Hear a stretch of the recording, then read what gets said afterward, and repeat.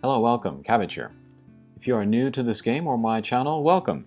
I have a whale account in JP and a free-to-play account in Global, and I have done reviews of this game before, but this is going to be the first from the perspective of a free-to-play Global player.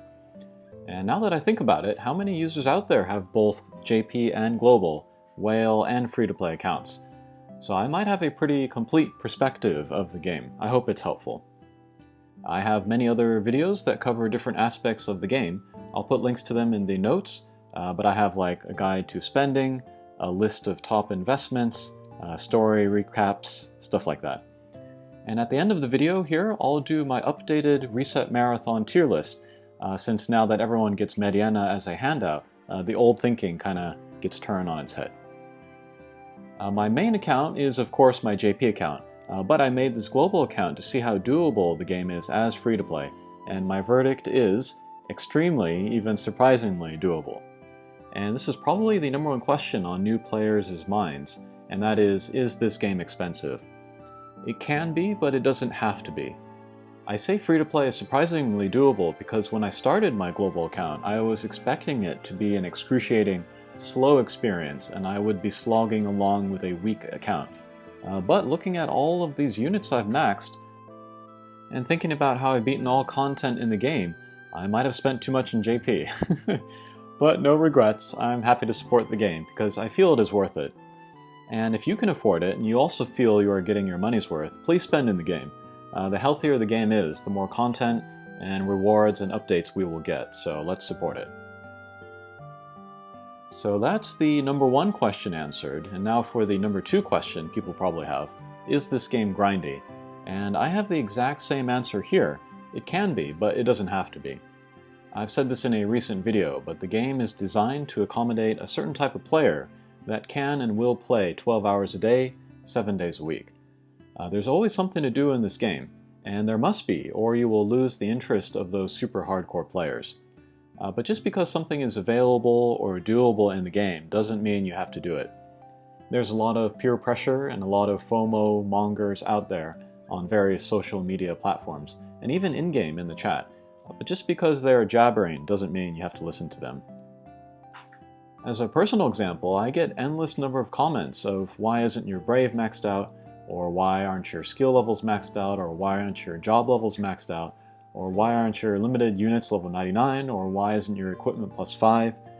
It's because I set limits on my play so I don't burn out from the grind, and so that I don't go broke in real life. Will I have the best account and the strongest setups? No, but that's a choice I made and I'm living with it. There's a way to be good at this type of game that has nothing to do with team composition and clearing content. It's about managing yourself, managing your expectations and your time and your budget. I say this all the time, but you play the game doesn't play you. Alright, so those are the two biggest things taken care of, I think. Next we can talk about the actual game. How is battle? It's fun and it's rich, which is a relief since it's one of the main components of the game. Before the release of the game, I was worried about how a tactic-style battle system would work in a grindy mobile game, but it mostly works. It's fast when it needs to be, like when you're farming materials, and it's deep when it needs to be, like when you're playing high-difficulty content. So somehow they found a good balance. Also, there are auto-battle and auto-farm options, so you don't have to be engaged every second. Your device doesn't even need to be in the same room, and that's nice. You can set it up and leave it for hours if you wanted to do something else with your life. Next, how is chaining?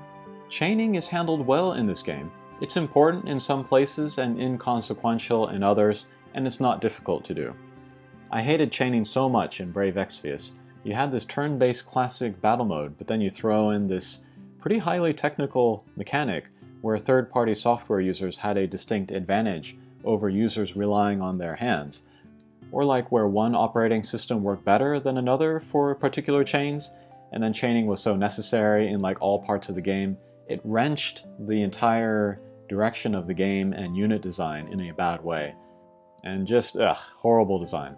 But in War of the Visions, it's good, so I'm grateful for that. Next, how is auto battle artificial intelligence? Lots of people will disagree with me, but it's good. There is an interesting divide here between JP and global players. Global players immediately hated that units didn't do exactly what they wanted, and some still complain about it, while JP players studied the system and made it work for them. And then later they added the abilities on-off option where you can tailor the available pool of skills to help units act the way you want them to. It adds a surprising amount of depth to a mobile game and really opens up unit builds and team builds. Lots of people still ask for the Final Fantasy XII Gambit system, which I'm happy about. It's great to see 12 get some love. But to those people I say first try out on-off and see if you can make it work for you. Because the JP players like it so much that I don't see a replacement coming anytime soon. So instead of writing essays on Reddit, your time could be better spent learning the on-off system. Next, how is PvP? The arena and guild forms of PvP are my favorite things in the game, and that was surprising to me since I'm old school and I prefer a single-player experience. It's auto battle, it's 3-on-3, it's pretty quick, and there's a lot of depth there for people that are willing to dive in. And so it's PvP because you are technically playing against other people, but it also feels single-player since there's no direct control, if that makes sense. It's like I'm not sitting there knowing that there's another person sitting on the other side. It's also a great place to experiment and sort of measure your unit team strength and player strategy against other players. And if you have like a wild idea for a build or a team, you can try it out in here. The rewards are not really worth going for. Again, it's more there for fun. If you don't like it, you can skip it and not miss much. Then there are the manual PvP modes where you really get into the weeds of the game. I mostly don't touch this mode because, again, I prefer single player. But I'm glad the mode is in the game because this is the deepest that it gets as far as gameplay. And there are like independent leagues and tournaments and stuff. It's great. The rewards are better here than for the auto battles, so it's worth doing. Okay, how is co-op? This is one of the more flawed parts of the game. First of all, co-op farming has no auto farm function, so it is very attention intensive, and that is why I almost never use it. Yes, the rewards are better and you can save stamina, but the amount of attention it takes is too much and I want to do other stuff with my time. I suspect they will never add auto farm for co-op, because it will be both too powerful with all the macro usage out there, and because probably too much can go wrong with like 4 different connections. Then there are the raids, which I enjoy, but which infuriate a lot of people. It's fascinating as like a social experiment to see the decisions that other people make. So that's why I like to do them, but as a playing experience, it's not very smooth at all. It's fine if it's once a month, but with 2 accounts, there's almost always a raid going on somewhere, so I have to pick and choose. However, there is a future co-op mode that sounds awesome, manual play co-op with your guild members to take on high difficulty content. And yes, this mode has been around forever in like MMOs and stuff, but to have it in the context of this game should be a lot of fun. Alright, how is energy management? This is another thing that I was really worried about before starting, especially for free-to-play. But Global has been fairly generous. They hand out a decent amount of stamina refresh potions, but the limited number of times you can refresh for being a free-to-play is limiting. You can see I'm at my limit here. At this point you could turn to co-op farming, but again, it's a giant attention sink. Okay, how is the depth of the game?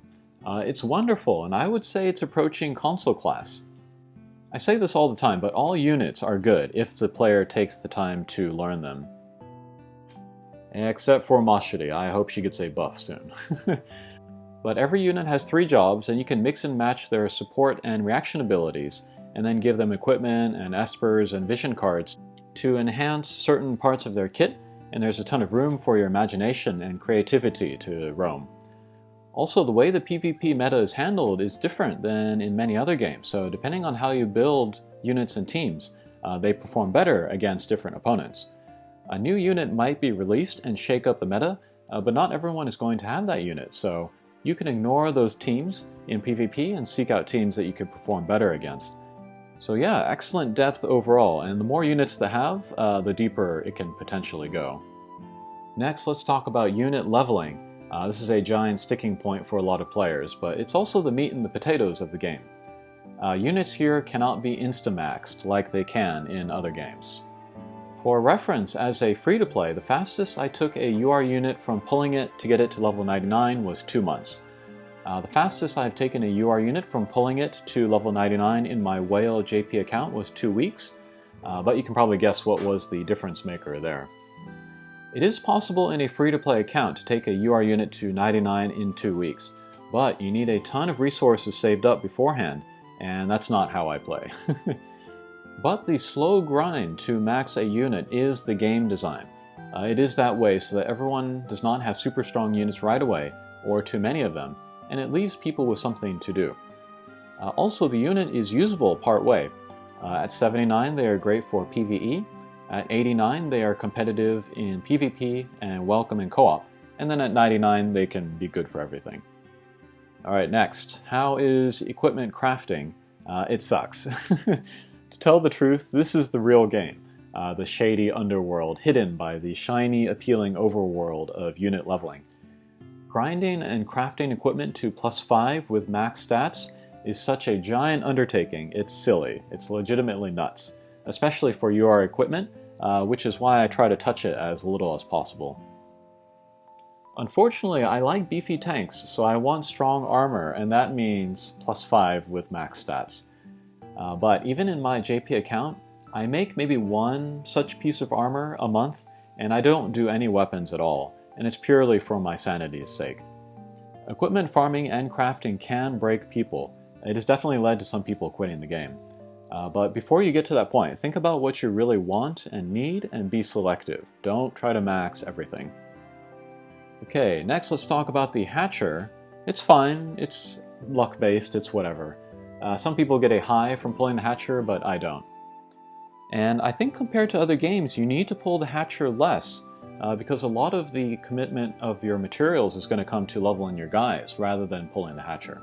Maybe the thing that people are most interested about concerning the Hatcher is if there are any guaranteed gets of units. There are, but they are super rare. It's like once every 3 months, and only for limited time units. So far it's been Ramza and Cecil. There are step-ups that guarantee you gets of espers, but none for units.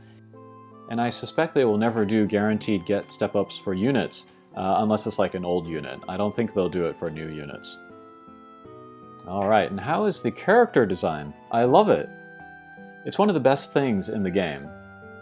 It's mostly hard medieval with some typical Japanese fantasy flourishes, but it's very hand-drawn. The tone of the character design is classier and more adult than a lot of mobile games, if that appeals to you. There's a lot less sexualization. And then I like the 3D models. I'm so glad that they did not go for like the super deformed 3D models. I hate that so much. Takes me out of the game. But yeah, they're pretty good in this game. And then how is the story? I've spoken about this in other videos, but it's fine. It's hit and miss. I recommend skipping it in real time and then going back and watching chunks when you have free time. The story is easier to understand that way. The story and world have good bones, but there needs to be more meat. We can wait for that maybe in the future. Alright, and last, how are the developers?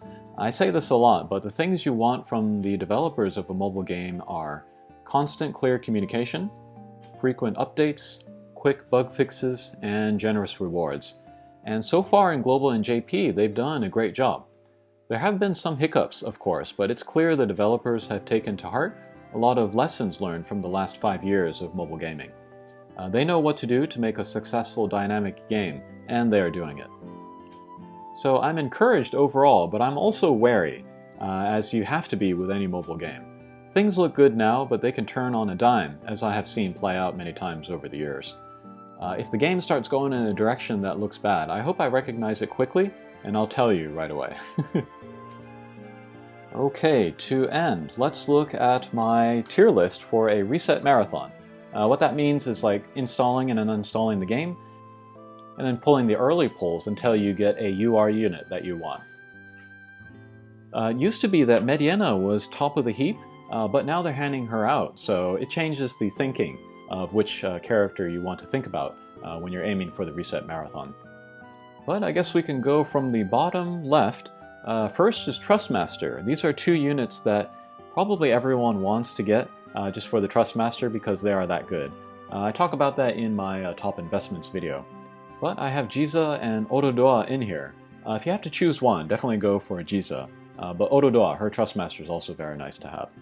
If you can get one or both of these characters in addition to a character that you're aiming for, that would be the ideal situation, I think. Okay, next is the don't tier. I would not do the reset marathon for these characters. First is Fravia on the left. She is a limited time unit, and that's enough to make me want to not recommend her. Next we have Gilgamesh and Super Stern. These are premium units. They're very, very powerful, but their shards, when you buy them from the shop, cost twice as much, and they have half the rate of appearing in the regular hatcher, so they also take a very, very long time to build up, and they're not going to help you with your early account.